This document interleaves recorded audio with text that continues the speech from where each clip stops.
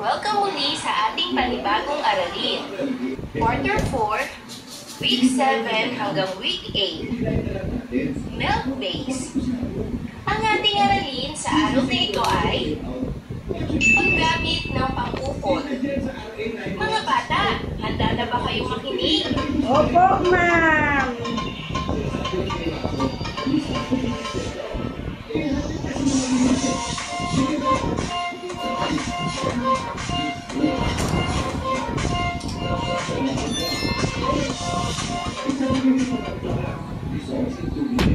Sa araling ito, ikaw ay inaasahan na makapagbibigay ka na ng halimbawa ng pang-ukol at makagagamit ka na ng pang-ukol sa pangungusap. Kumusta kayo mga bata?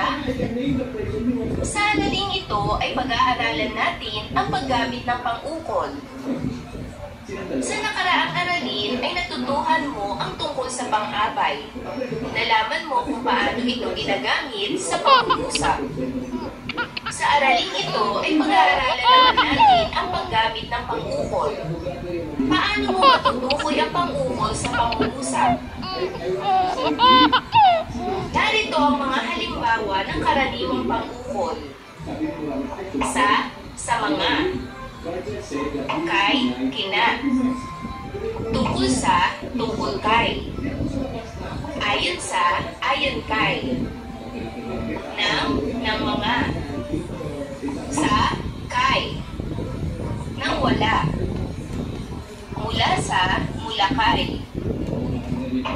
Nina. Nang may. Para sa, para kay.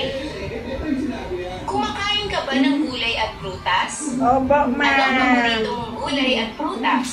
Anong Malunggay po, magandang dulot ng ma'am. gulay at prutas sa ating katawan? Upang maunawaan ninyo ang tungkol sa ating aralin, ay dumako tayo para sa unang pagsasanay. Pagsasanay bilang isa. Basta